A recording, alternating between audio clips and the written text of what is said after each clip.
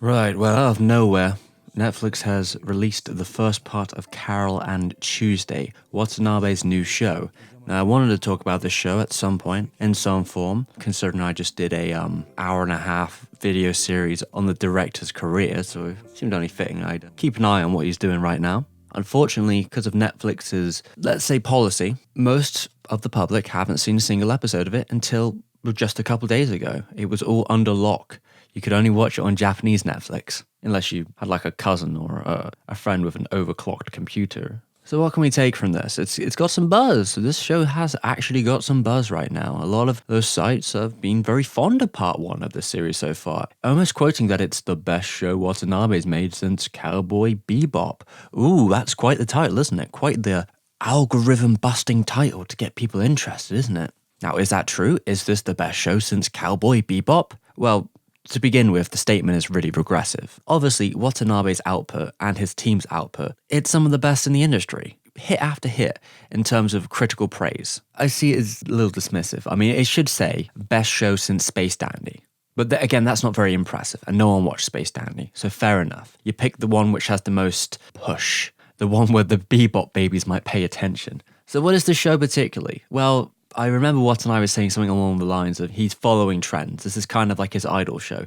He's making Watanabe's K-On! That's what this feels like to me. Down to like the small chibi-like reactions and that, you know, you have these girls trying to make themselves into a career, practicing the slice of life elements. And I'm okay with that. I'm completely 100% okay with all of that. Because in the end of the day, one of Watanabe's most underappreciated qualities was his ability to spring slice of life stories into his plots. I mean, what is Bebop but the slice of life of the crew that just happened to live a very strange life? The best part of the show is generally when they're just hanging out. I think that mushroom episode. But the comparisons between this and Bebop are unfounded in that they have absolutely nothing to do with each other in genre or execution. If anything, this show is Kids on the Slope Volume 2. This is a sort of refined version of that show, and I think there are other ways where the show perhaps doesn't hit the mark as much.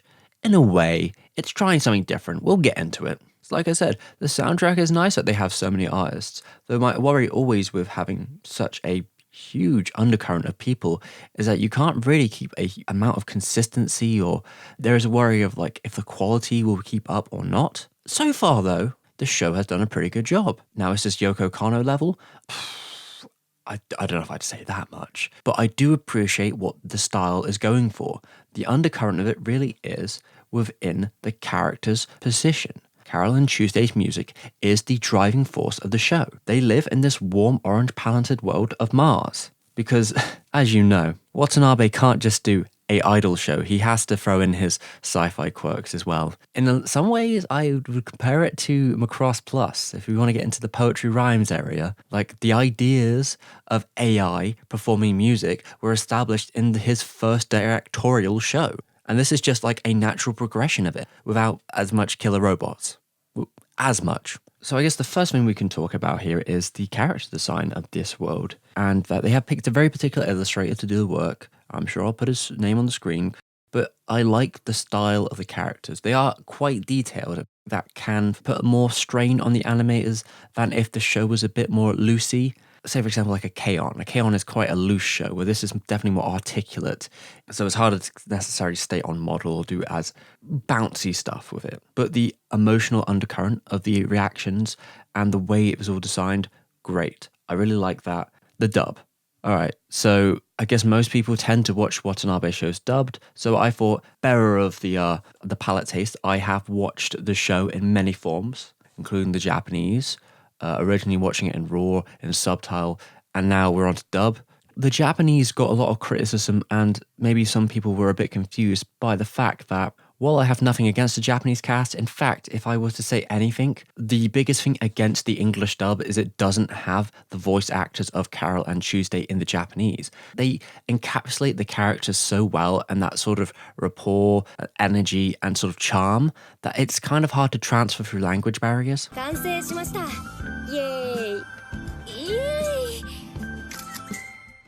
Now, the issues usually come from people finding it hard to disconnect that most of the plot of Carole and Tuesday in the Japanese version is Japanese, but everybody, and I mean everybody, sings in English. For no reason. It's never even called upon. It just seems like that is the language they would be talking in, but within the world, they are not actually speaking a different language. Not in any diegetic way. This piece was probably made for a global audience, and that it was really intended all along to have the voices be dubbed over in English or some form of language and just to sing in English. That's what the cast are doing. So that is the point of the English dub has over the Japanese. It's a much smoother ride. Like, you never have to worry about like, oh, okay, everyone's speaking English again, and the transfer between those two, because they do not match whatsoever. The dub isn't exactly what I would call the highest tier. Like, you're not exactly going to get the greatest dub of all time here. I would call it a very traditionally anime voiceover work, especially with a lot of the younger women characters. They don't necessarily play it as, I suppose, nonchalant as I would have liked, but that's not to say I don't like it. I think after watching it for a little while, I did get into the gist of it. They captured the elements that they need to portray these characters and make it an effective ride for everyone. It's decent, and generally, I think they did a good job. And they need to be, because really the heart of the show is about the friendship between Carole and Tuesday, and how both of them are like the puzzle pieces that the other does not have. They connect with each other on such a level that they complete each other. That emotional support they give each other, and how they themselves are lacking in a family unit, become themselves their family unit. And what would a Watanabe show be without a group dynamic? 4 is the lucky number, it seems, because that is what we've got here. Manager, we have the 2 girls, and we have, I guess he would be some sort of assistant. I don't know what you call Rhodey, but these characters make a good dynamic to play with, and how they can turn what tends to be very, very casual stories of how you get the start in the industry. They're humble and they're endearing. What I also enjoy about this part of the show is the more lo-fi performances. To my taste, the sitting down and just playing the music really punches a lot better than the swanky, high gloss stuff you get a little bit later in the series. And of course, we all know I'm a big roto guy. I like my rotoscoping, and as you see through the behind-the-scenes pictures, many of the performances, if not all of them, are a form of rotoscoped animation. The only thing I could really say against this version of rotoing is that it has 2 kind of issues. One, they do a lot of performances like this in an episode, and at some point they do become a little rudimentary. While well directed for sure, there's only so many times you can kind of see the same sort of standard performance played again and again and again. It's really the music that then needs to elevate the situation. It would have been nice, considering we're in the world of animation, that if they mixed it up a bit, they used a bit more stylistic verbroseness, adding a little bit of surrealness in there, or pushing the boundaries beyond what would be expected from a live action show. Because at times you could make Carole and Tuesday into a live action show and not much would necessarily change. Now, the biggest problem I can really see when it comes to that rotoscoping is that the lip sync is just a little bit off. And I'd probably attribute this less to maybe a time factor and more to that the people animating the show aren't likely to be native English speakers. They find it probably a little bit harder to sync up the mouth sounds with the performances. Syncing up audio is a nightmare, and most of these animators don't have to do that in Japan, so it still looks good. In comparison to Kids on the Slope though, which used a similar process, Kids on the Slope was more effective currently, in the part 1 of what I've seen so far. Part 1, Kids on the Slope was more effective at using less musical sequences, but using them more effectively to be dramatic, punchy, and overall a more explosive situation. However, I believe Carole and Tuesday is not going for that sort of vibe. This is a show about people rising in the musical landscape. It is not necessarily a drama which just happens to be about jazz musicians. It is musicians that happen to live a musical life. It's the synergy that really sells everything. Watching them develop as a friendship is, to me, one of my favourite parts of the show. This is probably the first time Watanabe has ever done a show which develops around 2 female protagonists. And him and his team have done a great job of expanding into a different direction. There is a new dynamic in that. It feels a little bit more fresh than the relationships we've seen him already explore in the male sphere. And if you didn't need any more comparisons between Kids on the Slope and Carole and Tuesday, they literally take a scene from Kids on the Slope and do their own version of it, which is the My Favorite Things scene, where each of the characters go through what they personally describe it as their favorite things, to kind of give you like an insert into the sort of person they are and what they value.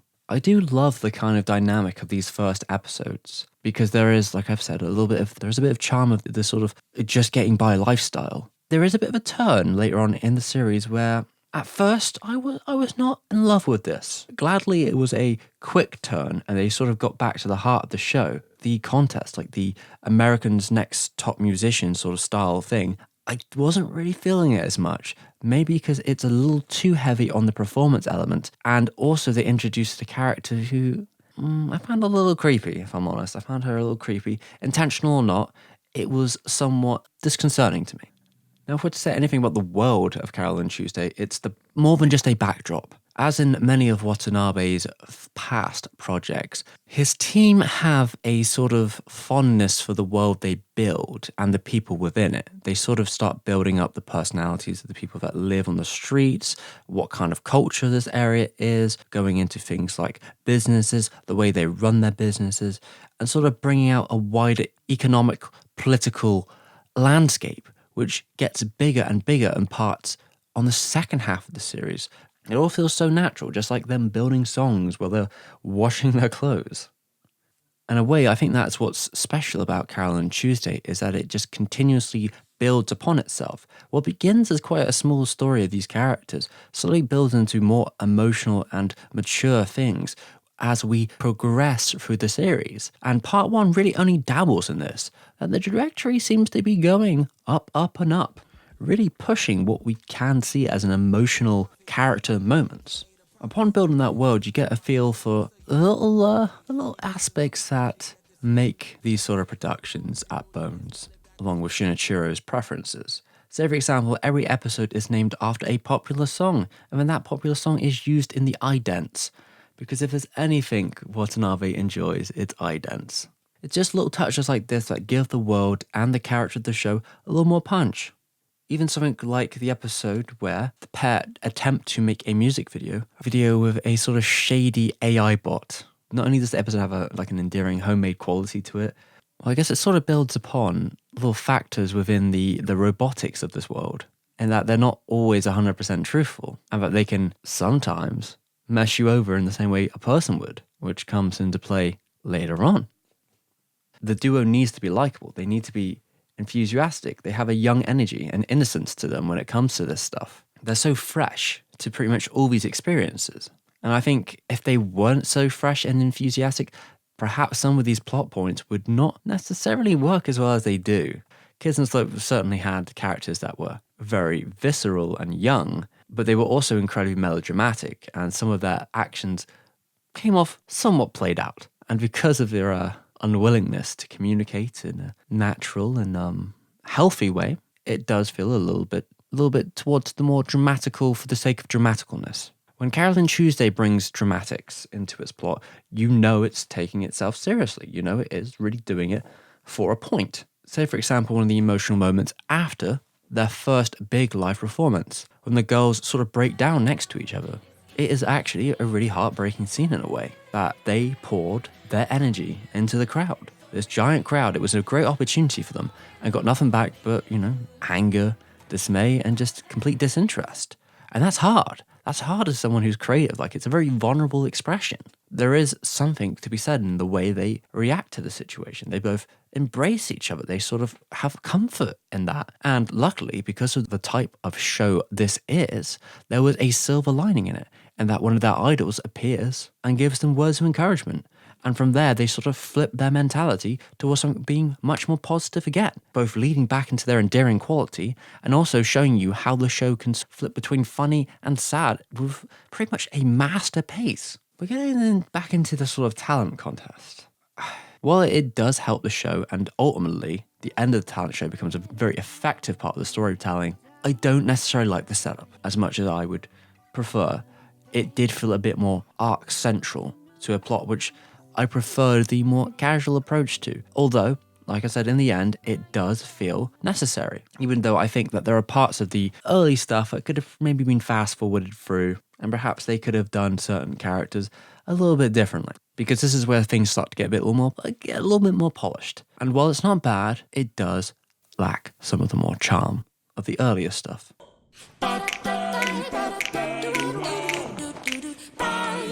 But if there's one highlight that comes with the early side of the talent performance, it would definitely be those mermaid sisters. I'll say that much. Again, sometimes the writing crew with Watanabe, they really know how to strike on the gold when it comes to the memorificness. In a weird fashion as well, I like to compare Carole and Tuesday's struggles to the struggle of Ashita no Joe, or Tomorrow's Joe. Well, the real struggle here is, as a plot, two poor girls, both from different backgrounds, different experiences, coming together to create something, fighting against effectively their rival, who is a very rich and well-to-do girl who's been given her position and her AI powers to sort of become a maid marionette musician. She has the contract, she has everything. The girls are doing it all on their own. And that is the strength of the show when it starts to pick that thread up. And during the later half of the talent contest, we finally get to feel like that, here we go. This is actually what the show is going to drive us towards. This is the goal. And to go with that rivalry, we have some sad piano performance music, which is pretty good.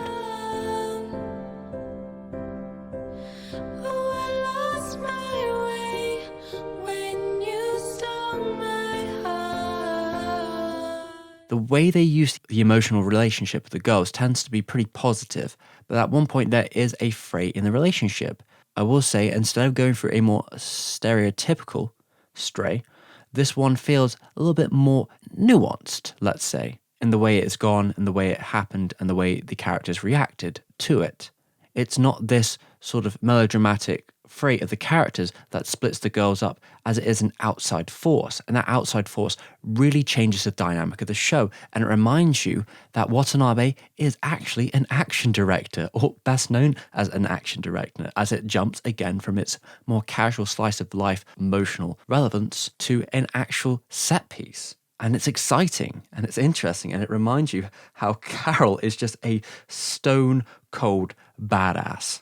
It's a good sort of Watanabe twisting his laurels and going towards something that he is actually really good at. In fact, if anything, the show plays it quite straight, maybe even more than Kids on the Slope, which did start off with a little bit more action and violence to sort of get you into the mood. This is a slice of life show through and through. And this is where it comes up to the decision that Netflix made. By splitting the series in two, in a way, it worries me because it splits the attention the series can get. By not having it all at once, people watch Netflix shows and they binge them and then they throw them away. When you only have half a series, it's easy for them to lose interest before the next hype cycle comes, and in a couple of months they may get the second part, and will they care by that point? I don't know. I don't know if the interest will be as big then, because it's already gone. But it's lucky that the series at episode 12 has such a wonderful conclusion, a very great episode with a lot of reverence, and a ton happens in the episode.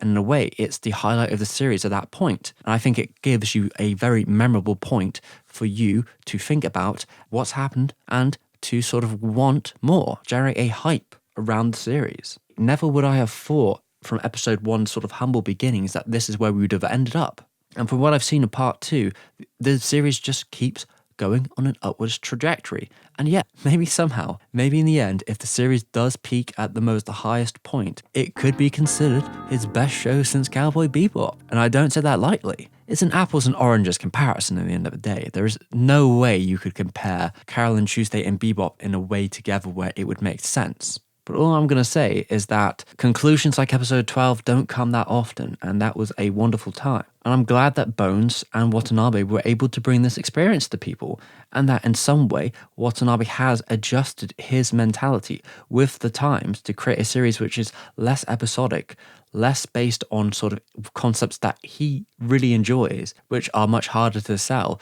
but finding a way to do those concepts which still brings him joy and brings people together to make a interesting and unique series.